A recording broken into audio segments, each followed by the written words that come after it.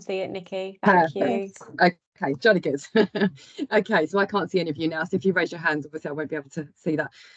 Okay, so a little bit of background. So my role is to deliver the Pioneer programme across the county. I have 3 other colleagues that do the same role as myself.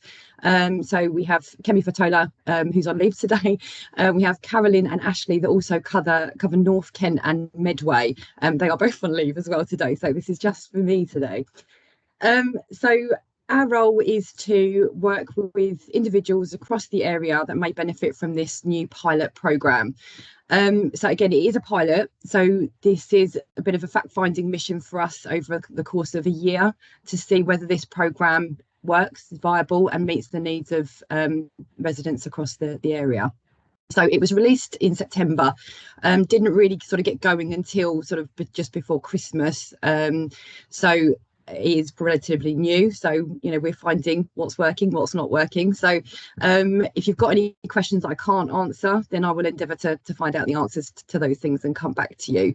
Okay, so a bit of an overview. So Work and Health Programme, some of you may be aware of Work and Health Programme. It's been running since 2018. So this newest pilot, the Pioneer, is part of that programme. There's some slight differences with the Pioneer. It offers the same level of support that Work and Health Programme previously offered, but it's much more personalised. It's really the main support area was originally planned to support people that are economically inactive, which I'll talk about in a bit more detail in a moment. But a basic overview of the programme, it offers support to people that aren't in work for up to 15 months. So they don't have to be in the support programme for that long, but it is available to them. And once they find a job, we can offer, again, optional support up to 6 months. And the beauty of this programme, it is optional. So people can voluntarily join the programme and see whether, you know, dip their toe in the water to see if this is something that would support them. So obviously Shore Trust does a lot of work in lots of different areas, but this is really based around the employment support services that we can offer. So the term that we use with Pioneer is the idea is about placing people, training people, and with the aim that they can maintain in a job role. There are some eligibility criteria. The people that join this must be have access to public fund. So again, I'll go into a bit more detail when we come to that part. But it's the latest phase. We know that there will be new programmes coming out over the course of the next few years because the Work and Health programme is winding down. We're on our last sort of 2 years of that programme. So this is the first sort of step towards looking at what support mechanisms might be in place going forward. So that's why this is a pilot, just to see how that goes. Okay. Sorry if I'm speaking very quickly. Okay, so the idea of the participants that come on to the programme, so we always refer to people that come onto programme as participants. They will receive one-to-one support from an employment advisor. In Work and Health programme, we refer to those advisors as support managers, but for Pioneer, it will be an employment advisor. So this is completely separate from the job centre. Although DWP are in partnership with Shore Trust to deliver this programme, if somebody comes onto the programme, they won't attend appointments in the job centre with their employment advisor. They will come into one of our centres. We have centres located in most towns across the county. So there are options for a personalised accelerator plan. So if somebody is coming in and they are closer to the workplace, they can come into the programme quite quickly. They can gain the support that they need and then be turned around quite quickly. But the emphasis is on this is 15 months of support if required. So we're looking at wide ranges of health-related interventions for those people that do have a health or physical disability. The programme will offer them support with their CVs. We know that a lot of companies will expect people to create cover letters, and that can be a stumbling block for some.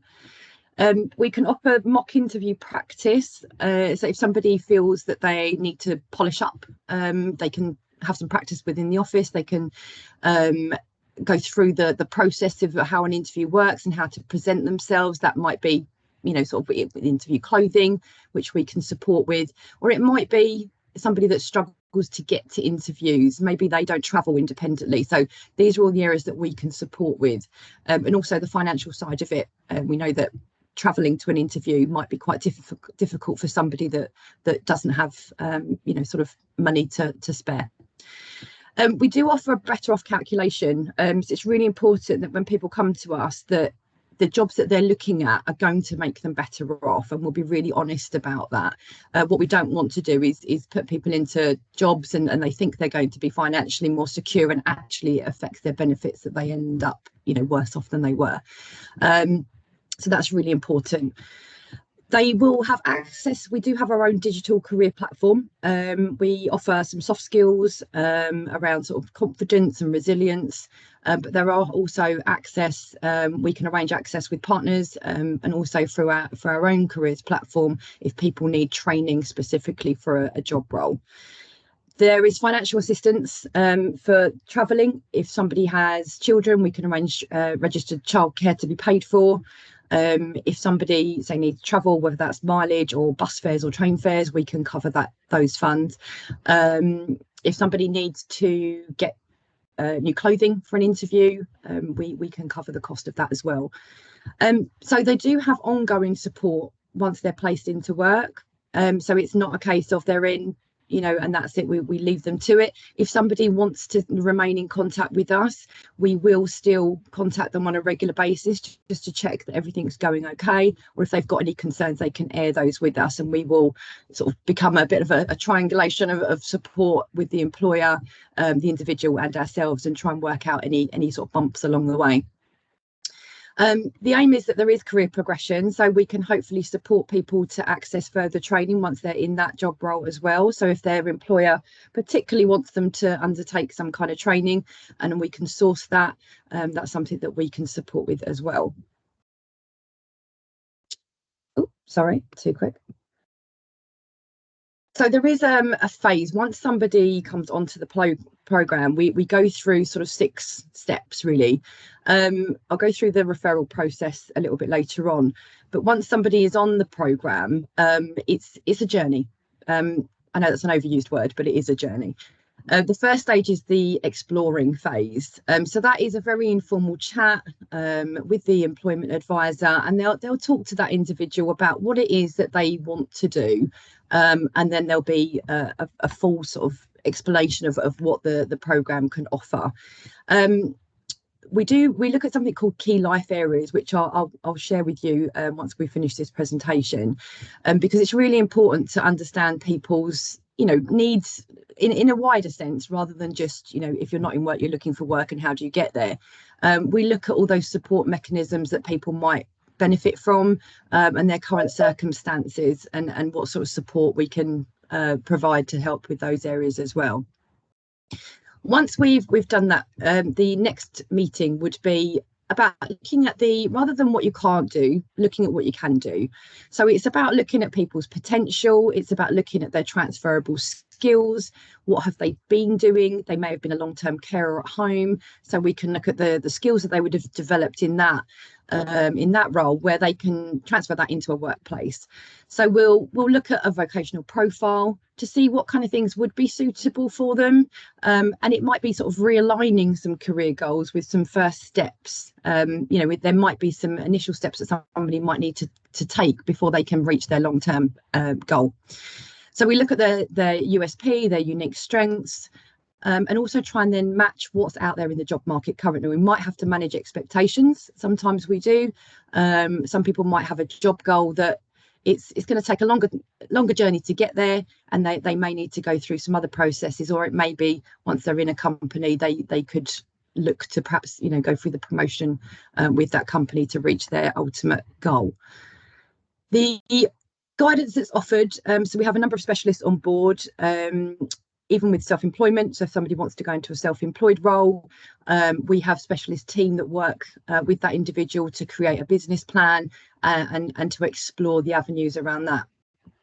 But we also offer the sort of basic guidance really around CVs, any kind of career development. So it might be, you know, how do we get from here to here, and courses and things that might be of benefit to that person.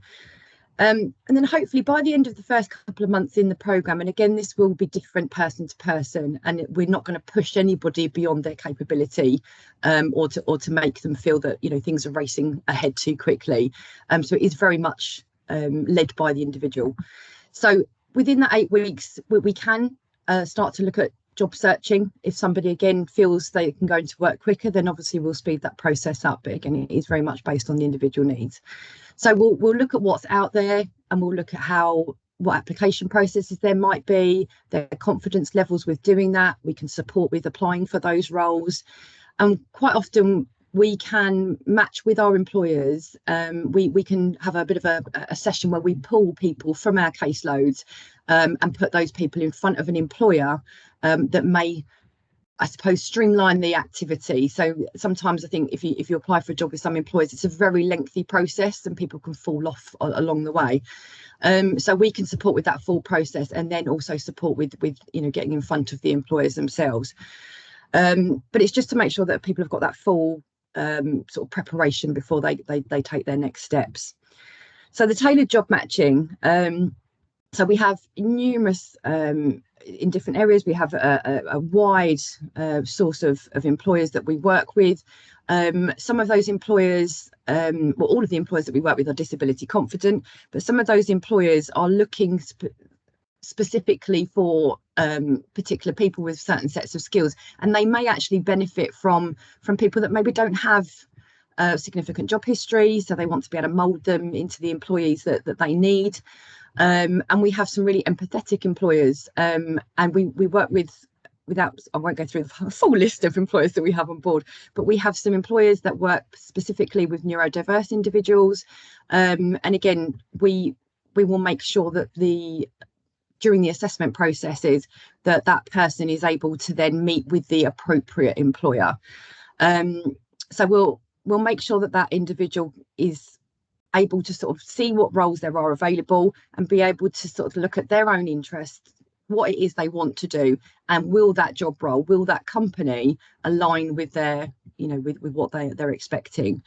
And the really, really handy thing about this, probably as most of you know, there are an awful lot of jobs, you know, referred to as the hidden job market, that are we never see the light of day. They're never advertised, and quite often, because of the pool of employers that we have, we are quite often approached by those employers directly to source from our own caseload individuals that would be suitable for those roles.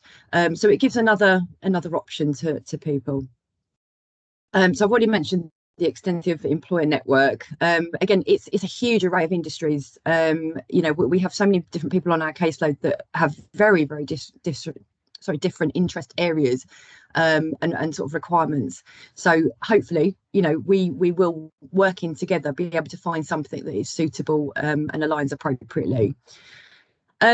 We do like to manage expectations, so we will work with that individual to look at the job description and what's required of that job, so that they have full understanding before they accept a role. And what we can do during that period is, if somebody goes into a job role that they're really finding difficult, and we've tried to problem solve, and it's becoming very clear that job role doesn't align to what they're looking for, or perhaps there are some, you know, I've worked with individuals that wanted to work outdoors, and actually taking part in an outdoors type job role, they actually found that it really didn't suit them. So we can then have a discussion, and we have a rapid response team that makes sure those people that do fall out of that particular job role can be easily placed into an alternative that suits them better. So it's very much an open communication between the employers, the individuals, and ourselves, to make sure everything runs as smoothly as possible, because we know early days in a new job can be really quite, you know, demanding for people, you know, and sometimes the unexpected happens and perhaps they don't enjoy it for one reason or another. So we do continually keep those lines of communication open to make sure that it is the right place for them. Okay, so eligibility. So we have, quickly. We have two eligibility criteria, and I'll explain those in a bit more detail. Because Pioneer is aimed at those economically inactive, so people that aren't in work. Those people will potentially have a disability or a health condition under the Equality Act 2010. And obviously we all know that the Equality Act 2010, it covers a vast variety of things that are deemed appropriate under that. So we'll quite often we'll speak to people that perhaps are asthmatic, and they, under the Disability Act, don't see themselves as having a disability. So it's really important that when we make these initial contacts with individuals, that we have a really clear understanding of what their needs are. And we have really delicate conversations sometimes with people that don't deem themselves to have a disability, but actually under the Equality Act they do, and they can gain support. So we also have something called early access criteria. Again, I will go through that separately. So in the simplest term, when we're talking about economically inactive, we are talking about needs. They do have to be over 18. So people that are not in education or training, maybe they're not claiming any kind of benefits, they're not known to DWP. So they are the people that we are particularly interested in supporting. People that have been carers and maybe looking after family members, somebody that's been long-term sick or temporary sick, as long as they don't have an employer and they're not being paid as long-term sick, they are eligible for the programme. There are an awful lot of retired people that perhaps aren't quite ready to retire, or maybe they have retired and feel, actually, I'd like to get back out there and do something.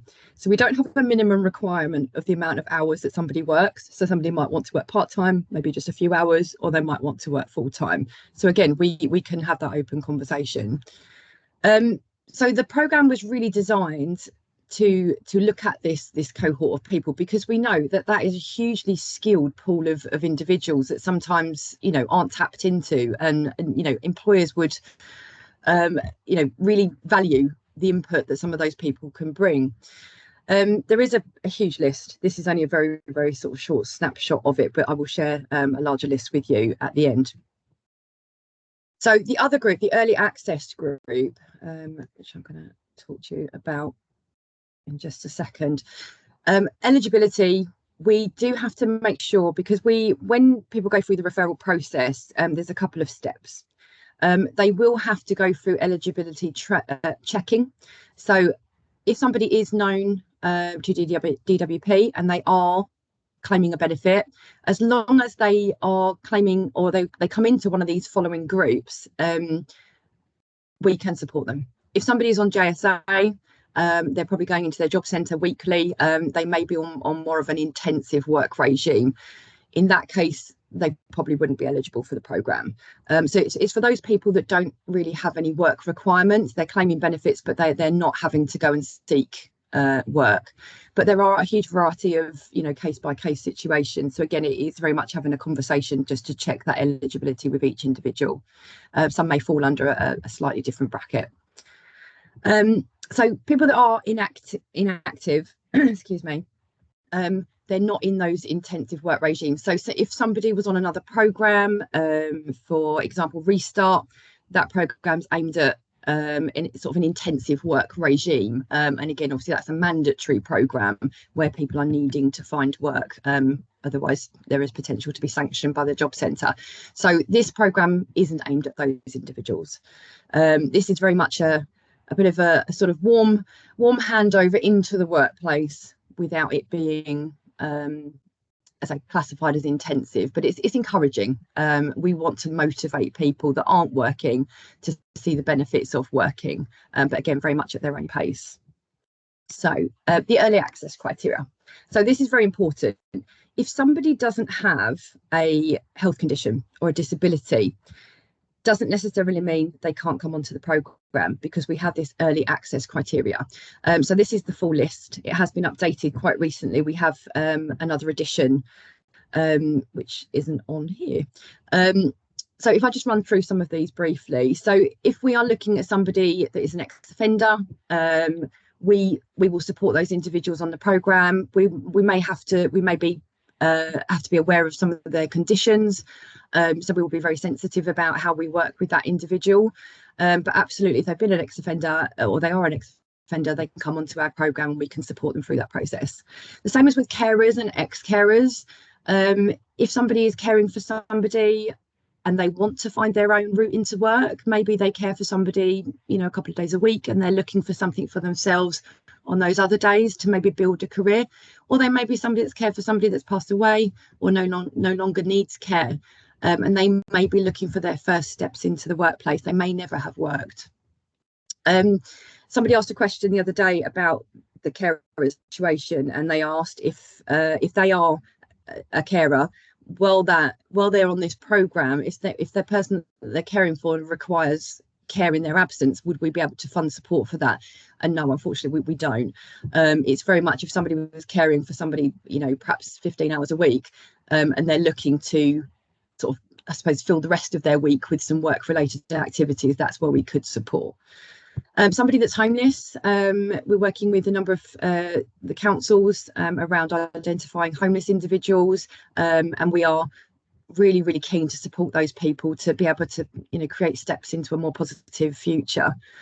Anybody that has a former member of armed forces, or if they're in the reserves, again, that's another group that we are really keen to support, because we know, you know, coming out of the forces can be really quite a difficult time for people. They may be suffering with PTSD, or may have an injury. So we're looking at, we are working with other agencies to see where we can support longer term with those people. And that also extends to partners, you know, husbands and wives of those personnel or family members. Again, very much a case by case, but these are conversations that we can have.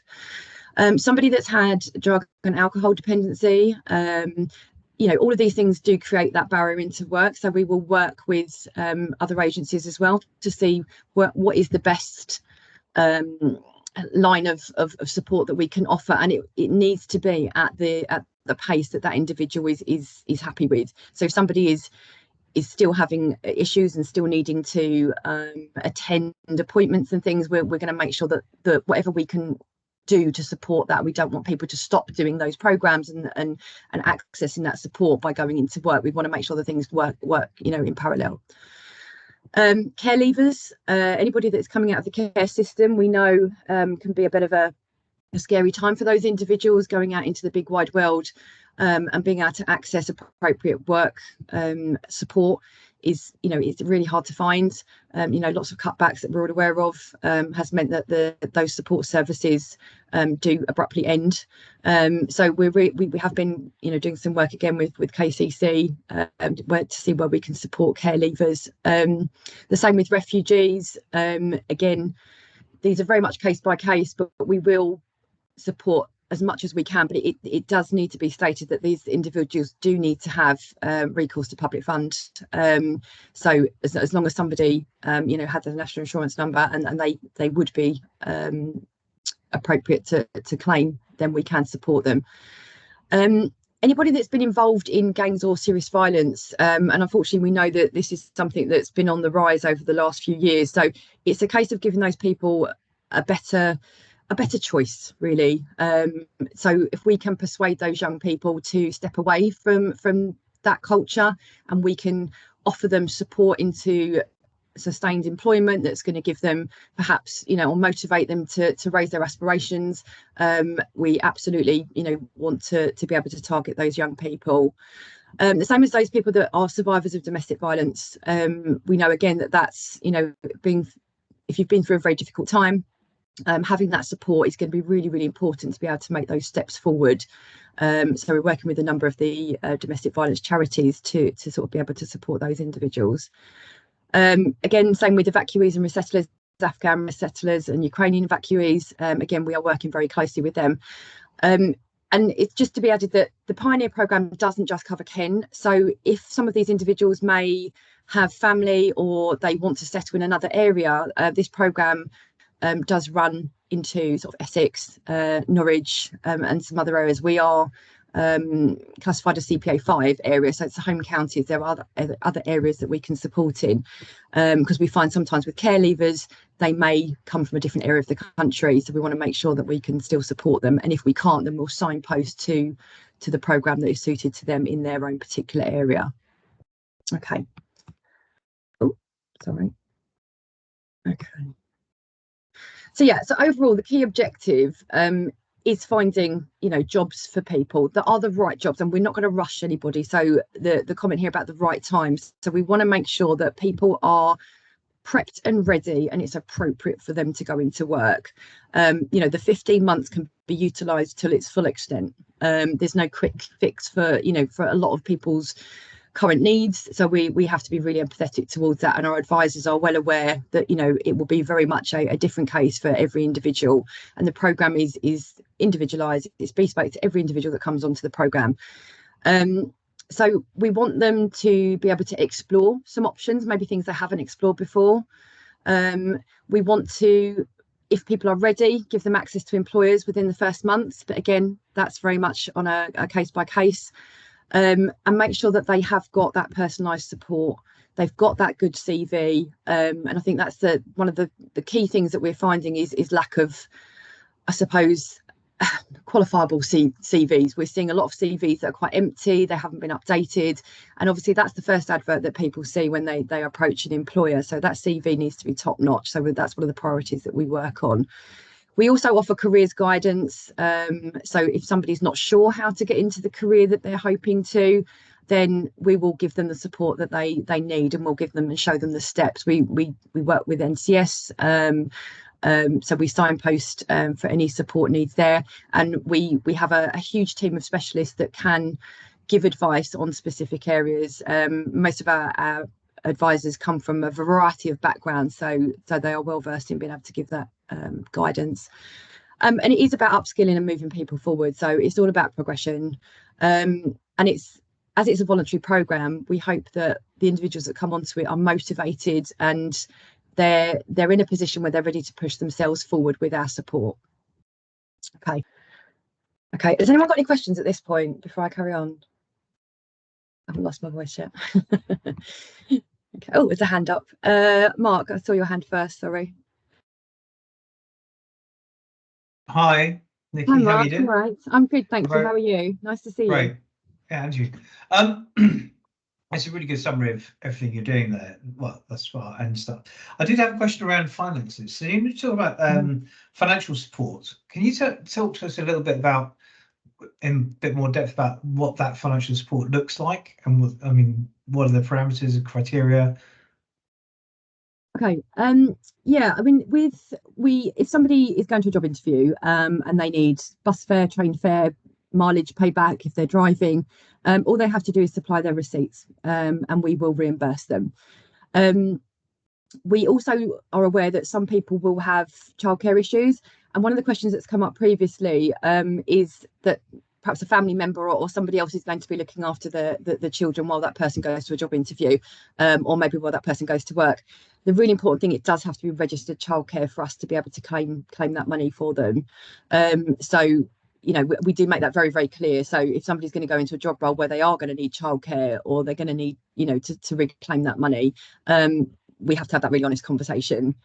When it comes to access to funds for clothing, if somebody needs interview clothing, a bit like the job centre really, we will provide and support with that.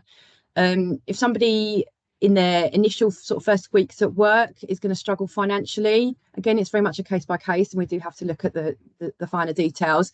We can financially support for a couple of weeks while they transfer and sort of re-engage with work. So it's just to alleviate that initial worry that people might have in those very early days until they receive their first paycheck.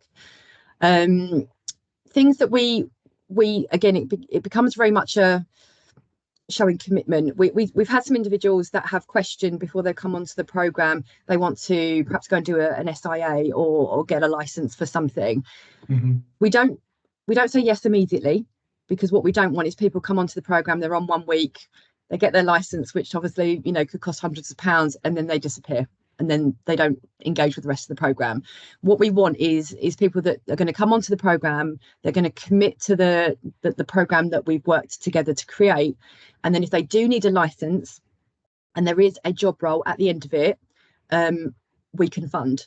If they just want to do courses for the sake of doing courses and there's no employer attached and there's no definite outcome, we would had to have a negotiated conversation around that, because we have had people that have approached and said, oh, I want to do this course, this course, this course, and we have to work, this is taxpayers' money, so we have to be very careful how we spend. So again, it is a bit of a case by case, and we say if people show commitment to the programme and they are really, really motivated, and this is the one thing that's stopping them from moving into that job role, we would fund. But it depends on the cost. As I say, it's taxpayers' money. So we do have to be mindful. So we do try and find free resources, and we are working with obviously a number of different providers that will offer some of that training, and by working with us, then we can access that. But yeah, we do have to be careful when it comes to those more high cost training sort of certificates and licenses. But sometimes if someone hasn't got a passport or a driving license, and it's going to stop them getting into work, then we would fund things like that. So again, very much like the job centre would do. Or if it's things like a laptop or a phone, as long as if they're with the job centre, as long as they haven't already had those things from the job centre, we would fund for somebody to have a basic Android phone, or maybe a laptop. We've sourced laptops for people so that they can job search and things. But again, we do have to, it's very much a case by case. Yeah. Does that answer your question, Mark? Yeah, perfect. Thank you. Okay, thank you. I don't know who was next. Was it Jackie Gertle? Hiya. Hello, Nikki. Hi. Thank you for taking it. I just wanted, we're a college, we're a specialist SEN college in Tunbridge, and we've got 118 learners here. We know who's leaving us a year or so before they actually leave us, and we know that some of them will be leaving to employment, which is terrific, and then some of them need more time really to in some kind of training. They don't come with UC a lot of the time, but they do, most of them come with PIP. PIP wasn't on your list, but is that still eligible for your services? It's a question that comes up regularly, and I think with PIP, depending on the level of PIP, and depending whether that person is required to look for work, again, it would be a case by case, because what happens, I'll talk through the referral process now because it might be appropriate to. When it comes to referrals, people will fill out an expression of interest, which I'll show you.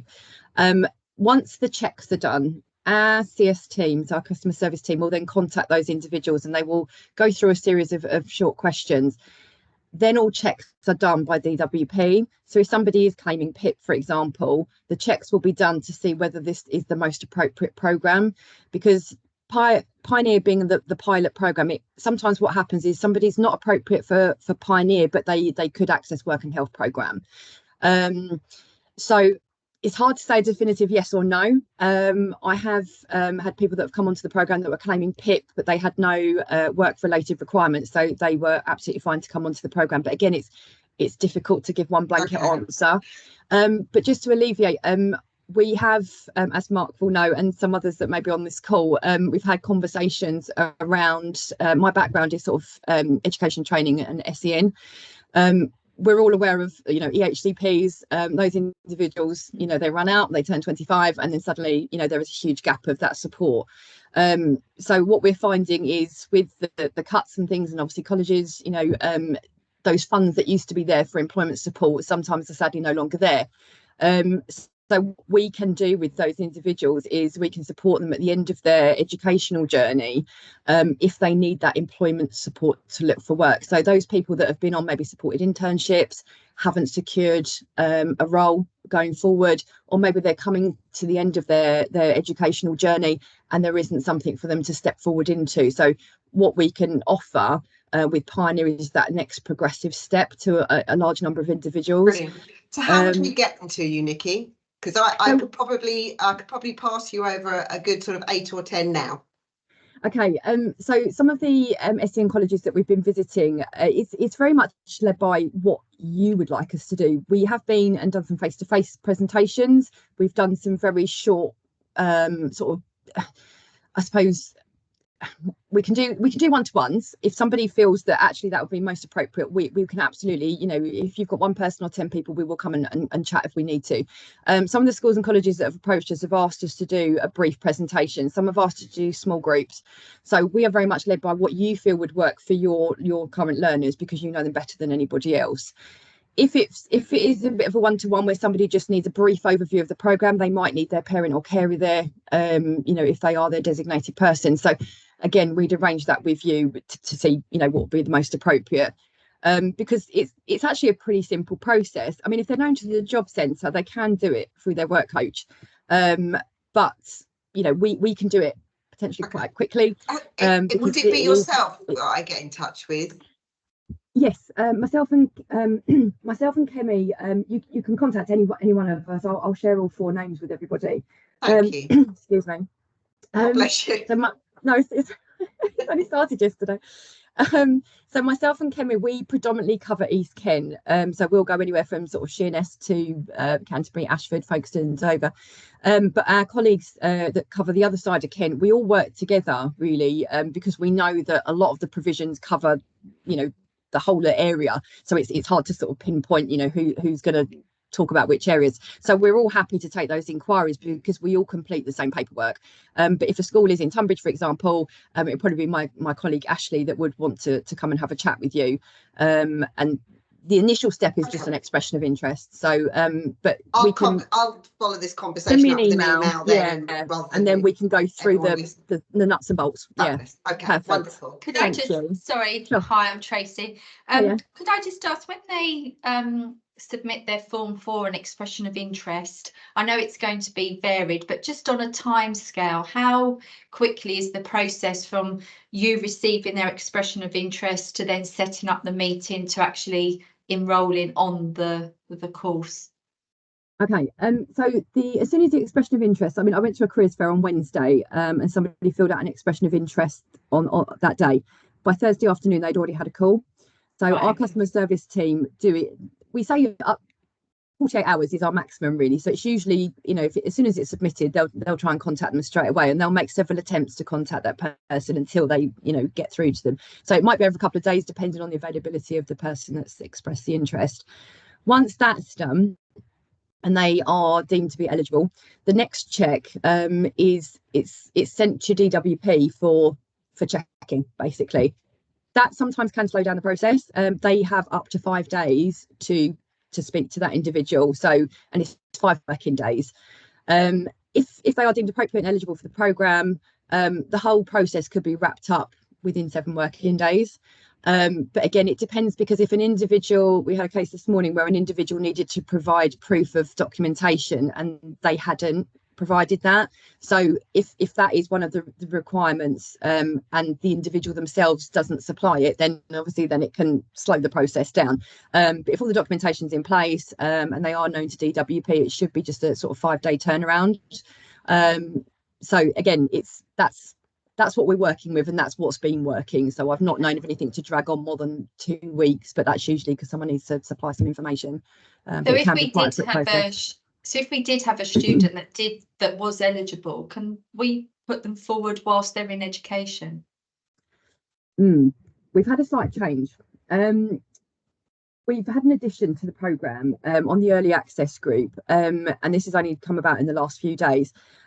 Previously, we weren't, because it's a pilot, it's flexed and changed since September, and a new addition that came on board, which we're investigating at the moment, is students, because we were previously, it was the case of if they're in full-time education, we couldn't take them, but now the new criteria is that if they are in full-time education, so if somebody's at university, for example, as long as they're over 18, if they are not known to DWP, so they would be classified as inactive, and they are on a course that isn't, they're not working. So perhaps they're university students, they're first year of their degree, they want to work, they haven't got any work, they're not claiming any kinds of benefits, they would be classed as the economically inactive group. We can now support those individuals. Right. If they've already gone to DWP and they are in receipt of certain benefits, then we may not be. But again, this is why the expression of interest is really important, because you can assess. No one person is exactly the same. You know, their situation will be slightly different. So there may be some people who say absolutely yes to, and other people who say, I can actually, because of this, we can't. But you know, I would say if you've got anybody, put those expressions of interest in, and you'll find out within 48 hours whether they are eligible or not.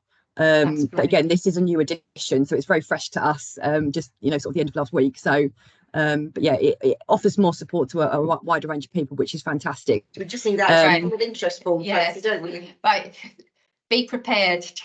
Okay, no, that's absolutely fine. We are more than happy Sorry, to. my very last question. The employment advisor meetings, are they face to face, or are you sticking with Zoom? And So again, it's led by the individual. So if somebody has really intense anxiety and a face-to-face appointment is going to be really difficult, we would aim to get them to a face-to-face appointment. But what we do say is, because we have we offer an appointment every fortnight or every 10 days roughly, so it's the steps to get them to that point, because if they are going to go into a workplace, or they are going to be able to sort of, like I said earlier, dip their toe into the unknown a little bit, I suppose it's just meeting those challenges, and sometimes it is a case of it's going to take a little while to get that person in face to face, and sometimes we've had people that have taken 2 or 3 months before they can actually, you know, come to an appointment face to face. We do have some advisors that do work purely on remote appointments, but yeah, we would like to get them face to face, and you know,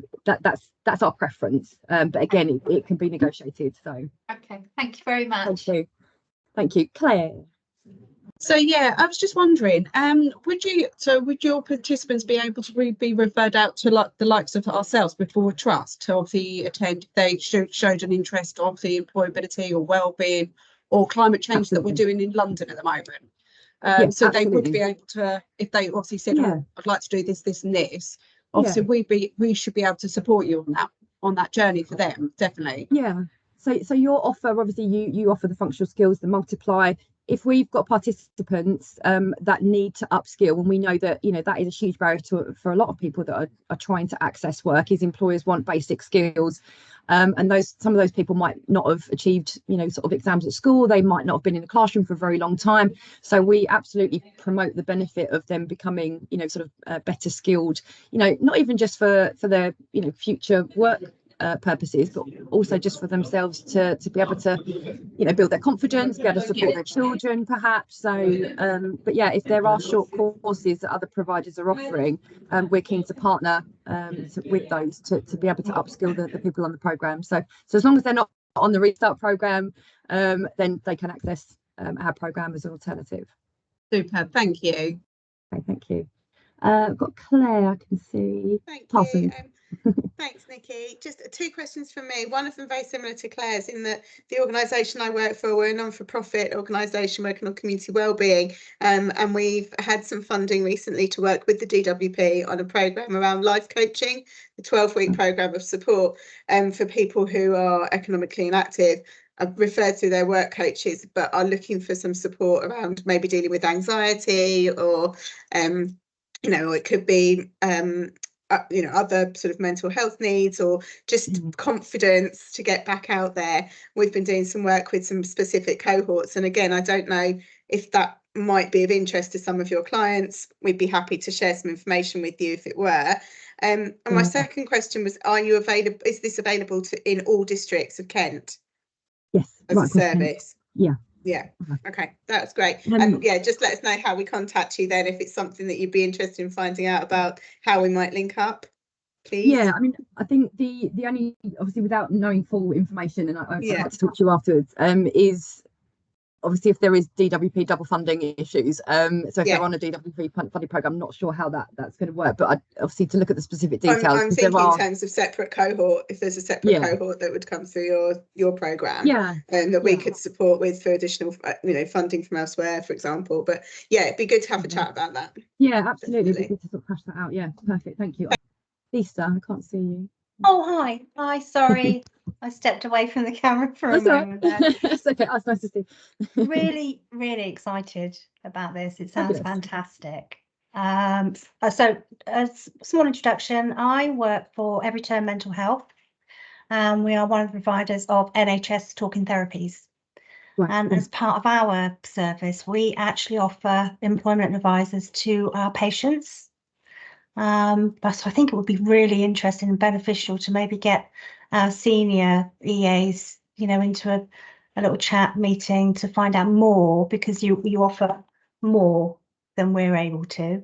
I think it's going to be a fantastic resource for our therapists, for our clinicians, to know about what else is available to patients that we're supporting, you know, across the whole of Kent. So yeah, I'd be really interested in maybe having some time outside of the meeting to explore, you know, how we can link in better for those people that we're already supporting, really. That's great. But I think Course, it sounds absolutely brilliant.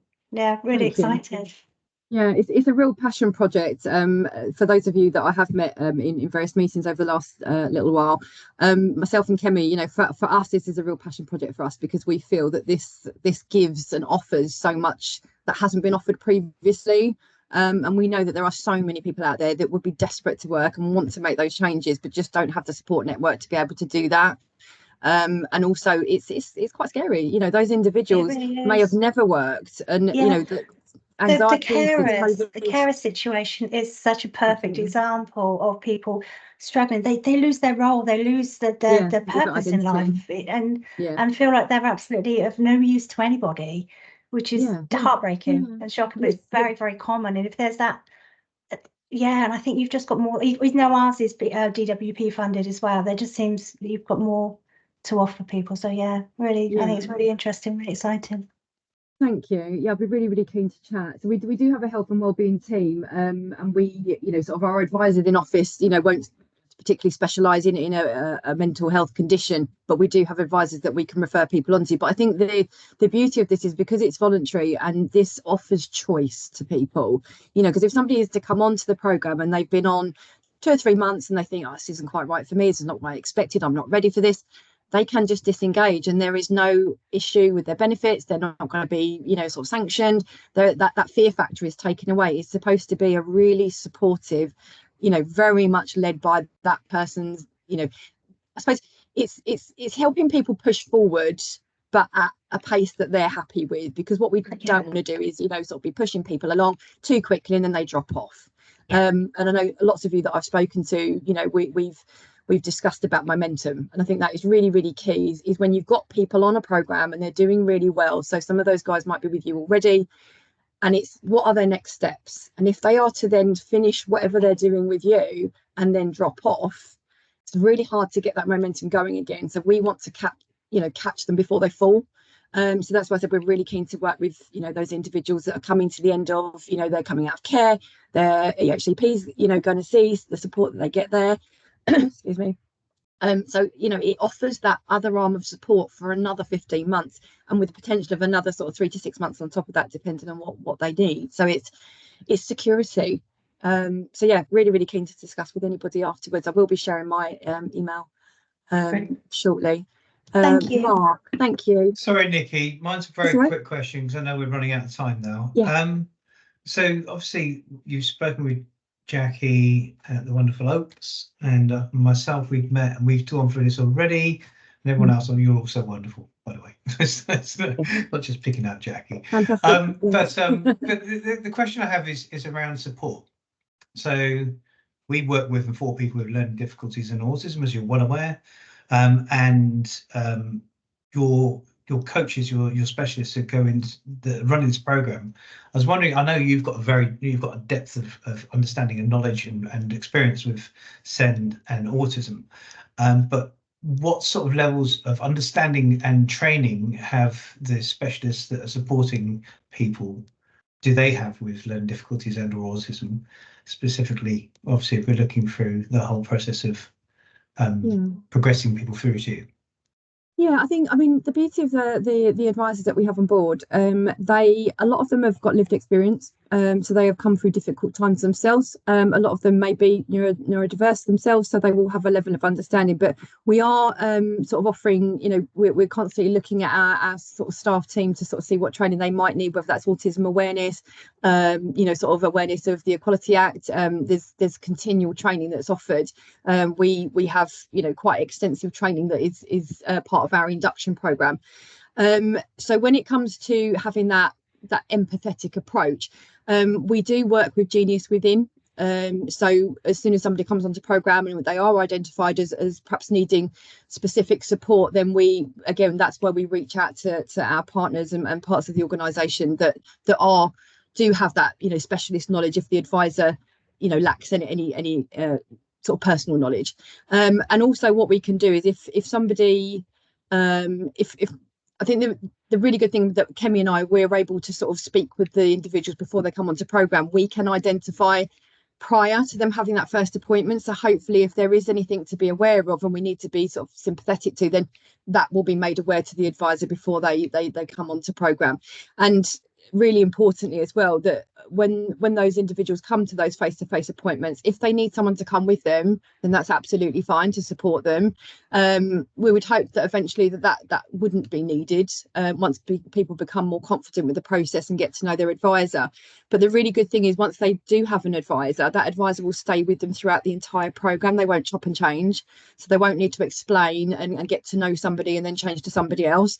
So it's supposed to be a process of really, you know, being really open and honest, and that communication needs to be really, you know, sort of paramount to everything. Because if we're working with an individual that really struggles with eye contact or really struggles with anxiety levels, you know, we need to be really empathetic towards that. So you know, we hope that, you know, as much as possible, you know, that we can be, you know, able to do that and do it well.